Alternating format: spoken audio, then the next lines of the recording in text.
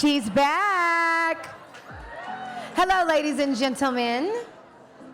Make some noise for that last panel. That last panel was epic, inspirational, absolutely amazing. You want one? There you go.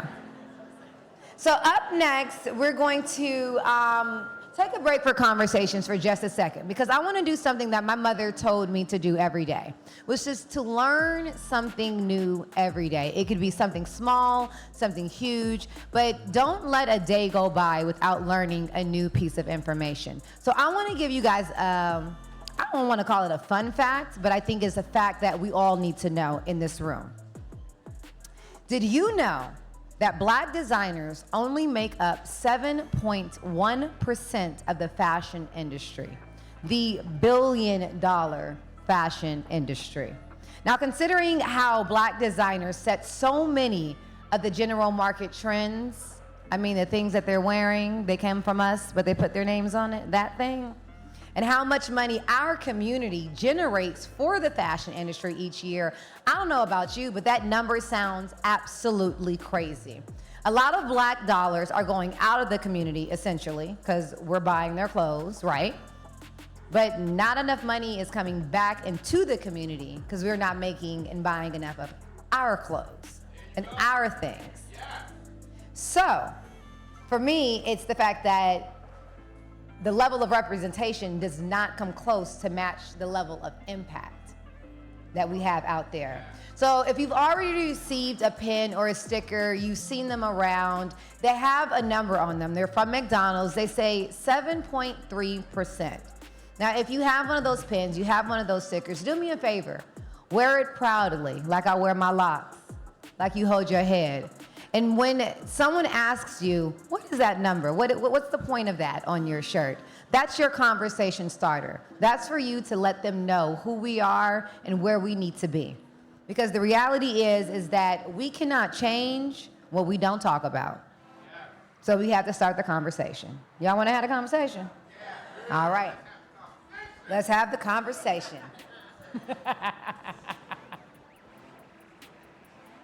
So, okay, here we go. McDonald's. Up next, we have a very thought-provoking talk back with 5 amazing designers. This is one of my most exciting parts of the evening. When I saw the run of show, OMG, I went crazy. So this is from McDonald's Black and Positively Golden Change for Fashion program. And here to kick off things, our Essence contributing fashion editor, Robin Mowat. Give it up for Robin.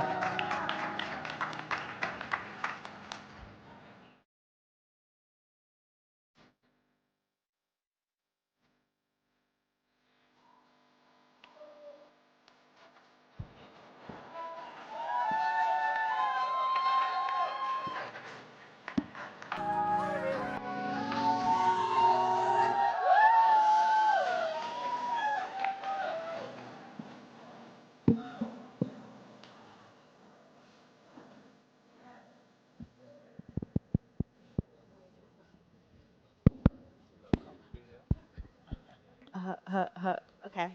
Hi guys, how's it going? Can I get some crowd participation? Hello, how's it going? I'm really excited about this convo, so thanks for joining us today for this intentional, oh, we got some chatter in the back.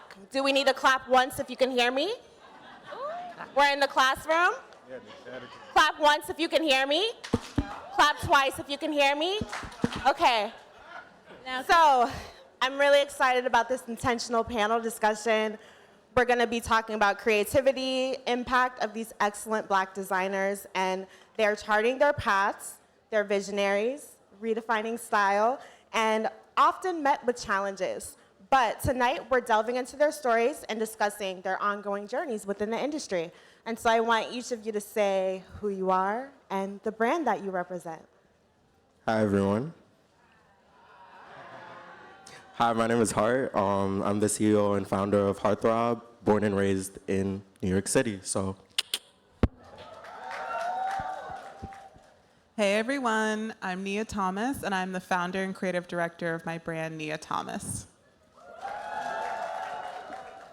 Hello, everyone. My name is Durrell Dupard, and I'm the founder of Freddie Estelle.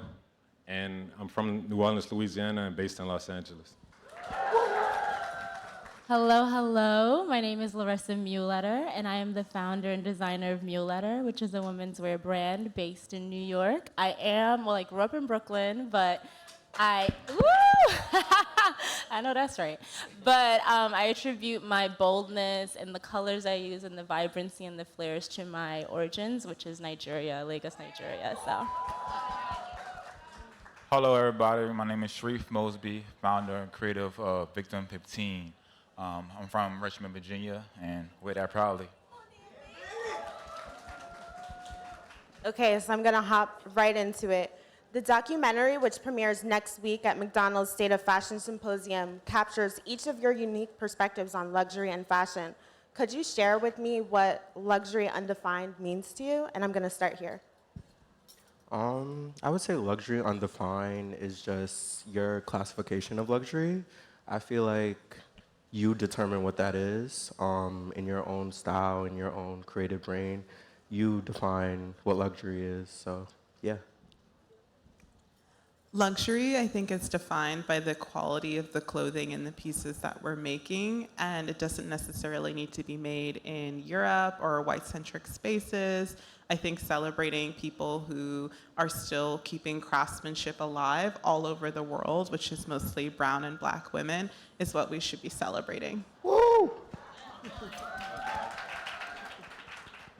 I would say luxury is whatever makes you pretty much comfortable, and I would say something that represents elegancy. I think luxury should transcend time. It should be something special to you.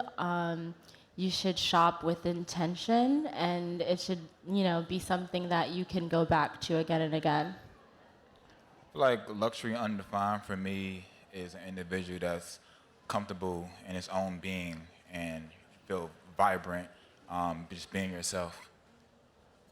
Love these answers, guys. Next question. What do you feel has been your breakthrough moment in fashion so far? Well, I feel like every day I'm challenging myself, so I feel like I haven't had a breakthrough moment, but I don't know, being a part of this program has definitely solidified, like, yeah, you're really doing your thing, and you're really, like, you should pat yourself on the back because you've been working so hard for everything that you have in front of you right now. So I would say this very moment that I'm talking to you right now. Oh my gosh, can we clap it up for that? Woo! I think I've had many breakthrough moments, especially when I push myself out of my comfort zone, but one that I'm really proud of was doing a pop-up a couple years ago in Brooklyn, and Bella Hadid came in and bought a considerable amount of pieces and told me that my pieces were extremely well quality, and that meant a lot coming from her because she's wearing couture every single day.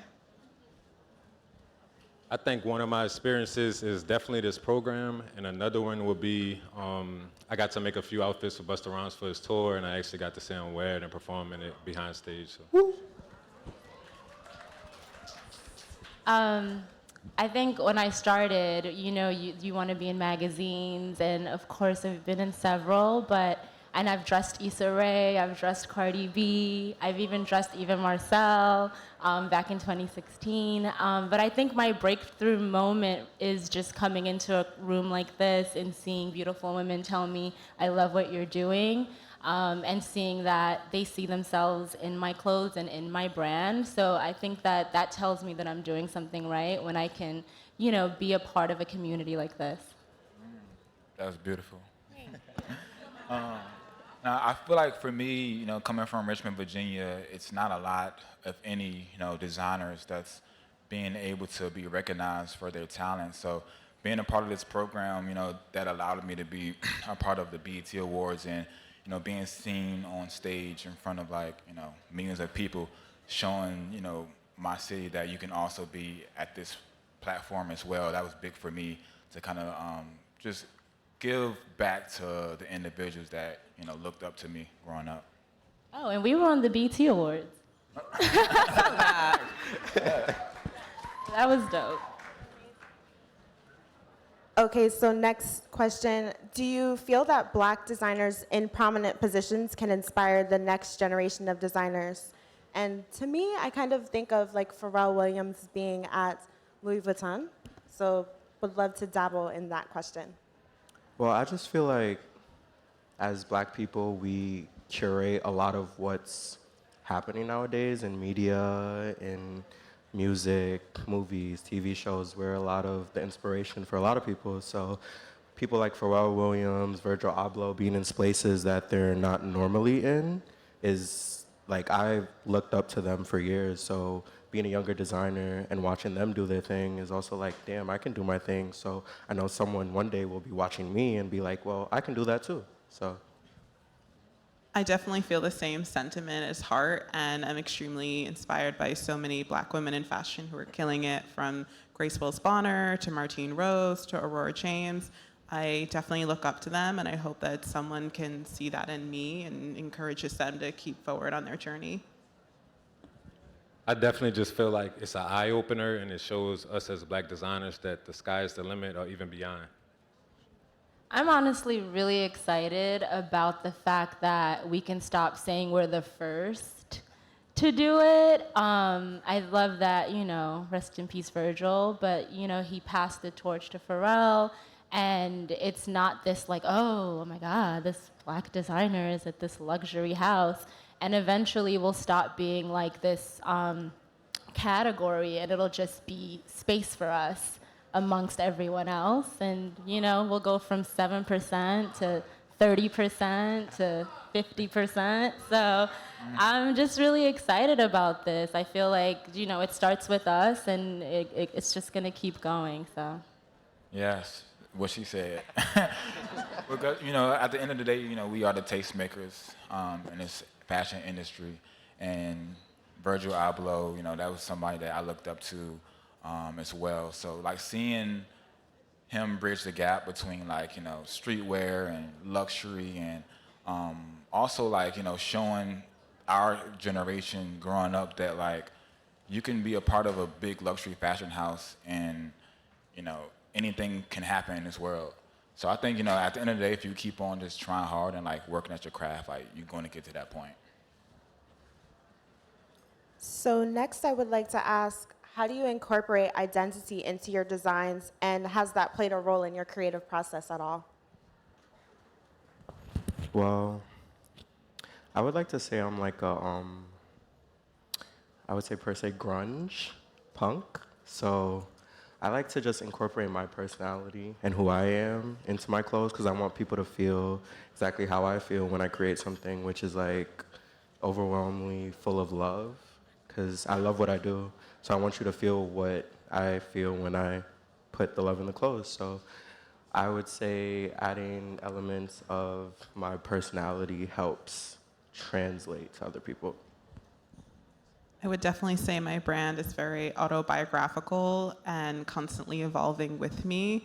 We're currently in our grown and sexy era, so just wanting to share that with the world. I would say most of my brand is colorful, and I say a lot of texture. I say just because that's how I express myself. I feel like I'm very colorful, and I have different layers to me. I feel like the closer you know me, the more you know.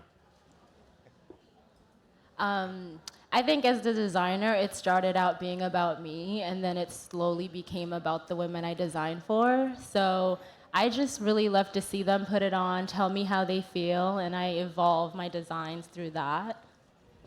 Yeah, for me, it was all about making clothes for my friends back when I was growing up in high school, and that kind of evolved in its own way. But if I was to define it, it would be more so unconventional, very unparalleled designs, and I like to mix different silhouettes, very avant-garde as well. So. Next question. Have you ever felt pigeonholed or limited in your work? And Nia, I've interviewed you, so I already know what you're gonna say, but has that ever come up for any of you in your career? I'm sorry, can you? Have you ever felt pigeonholed or limited in your work, and how did you fight through that? I would say yeah, but I feel like I always like to find a little shortcut to like kind of weave my way in there because you're not gonna snuff my light out. That's never gonna happen. So I just always want to add a little razzle dazzle to everything I do. So I guess I try not to let limiting things limit me. I mean, there are so many challenges. Like when I started my brand, I was in this wholesale showroom, and they told me that I should make sure I'm not too urban.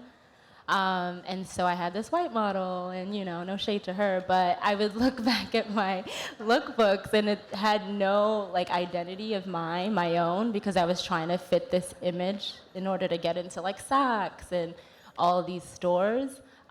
So definitely, I think like we have this like preconception of what we need to be in order to be where we want to go. But I think started becoming more successful when I was true to myself.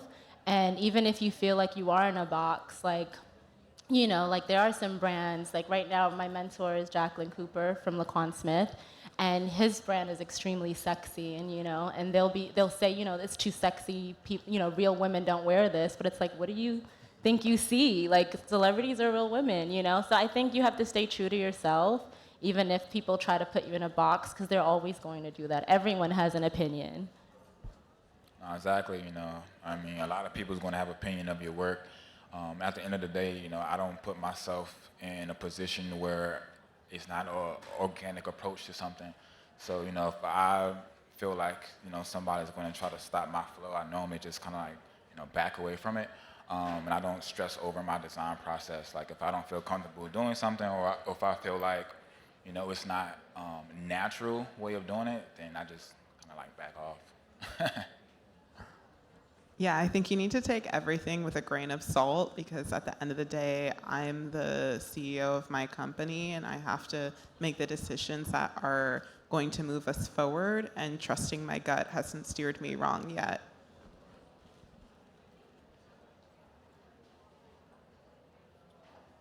Next question.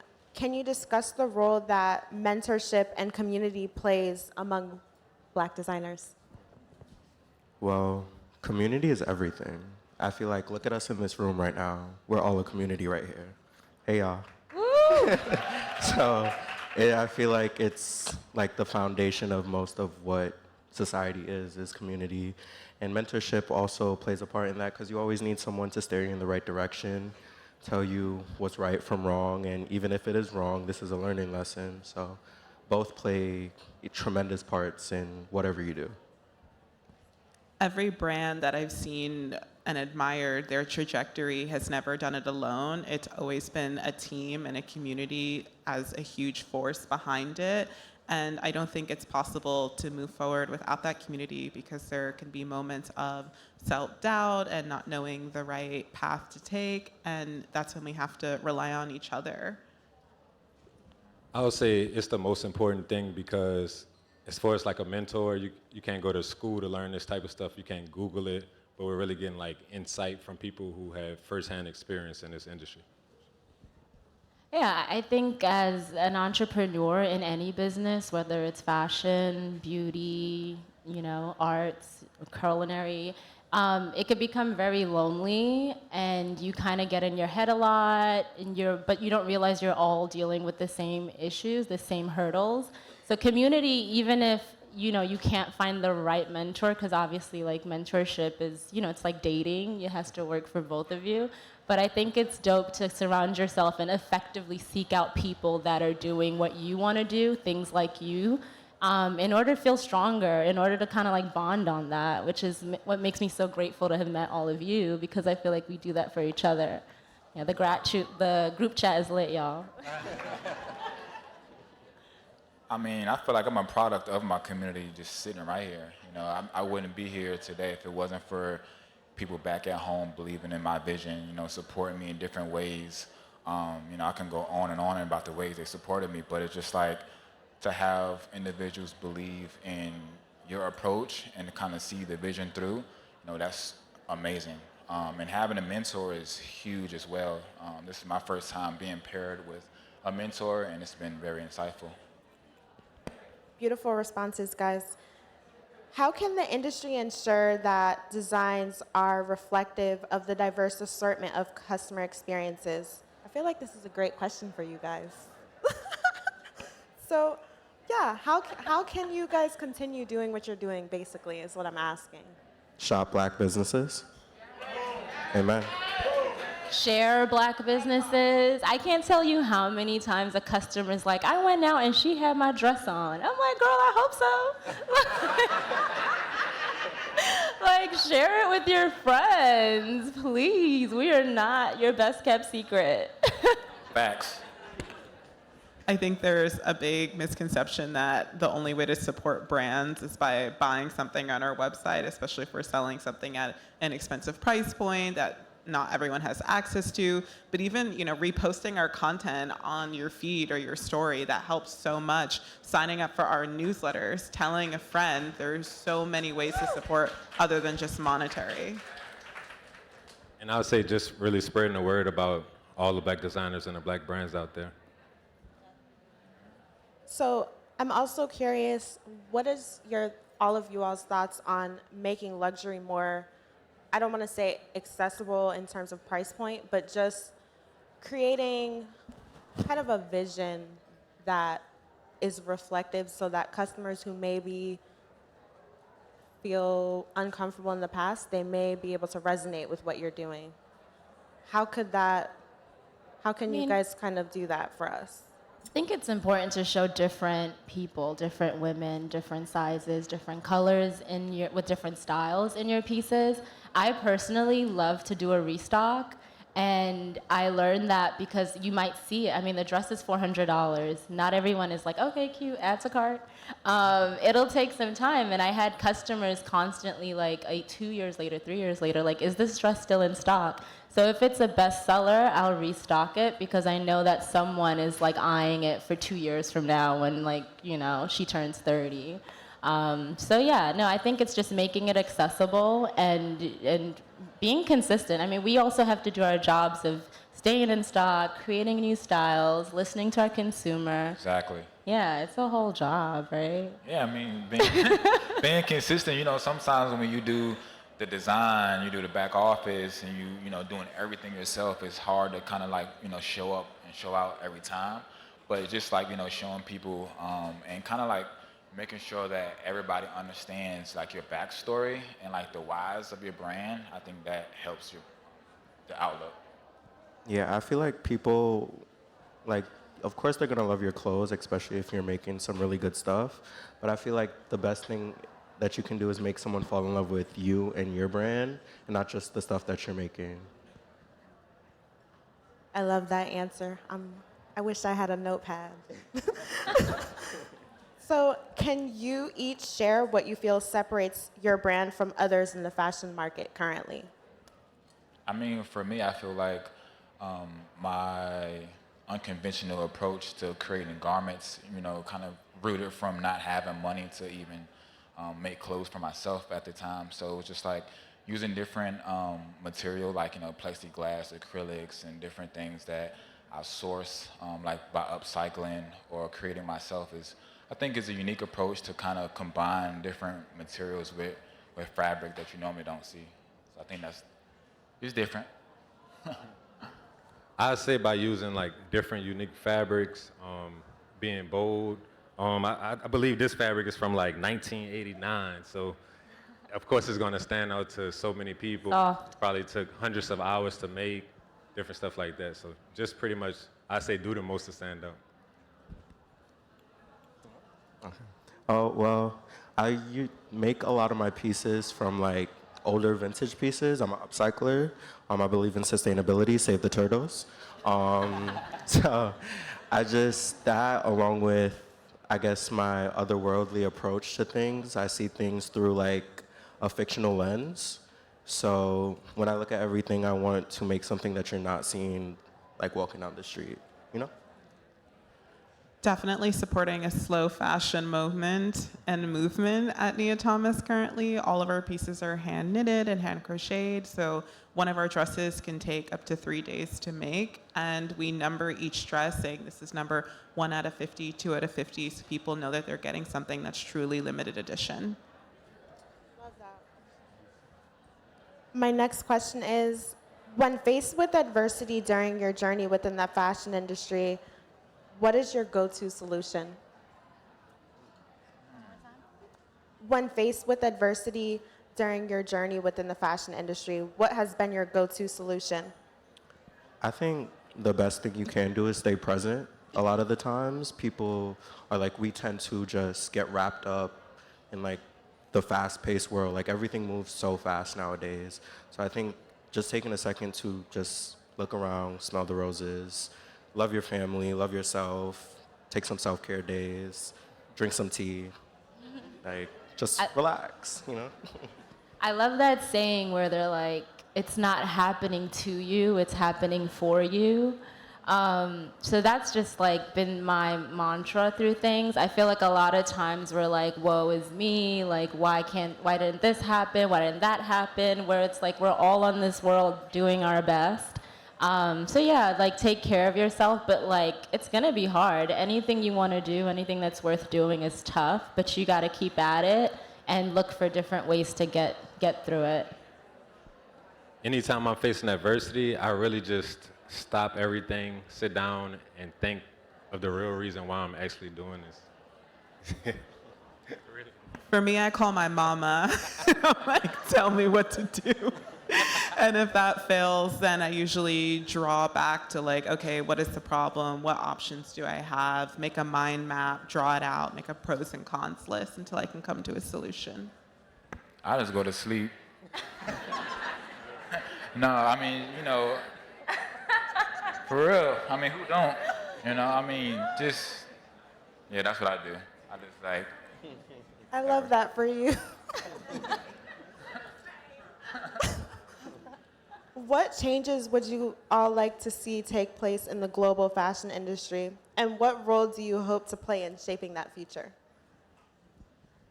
I'd say more younger designers and like bigger platforms, like how you just mentioned Pharrell Williams and Virgil, but of course like younger. It'll be pretty cool to see like young kids and stuff in a big position like that.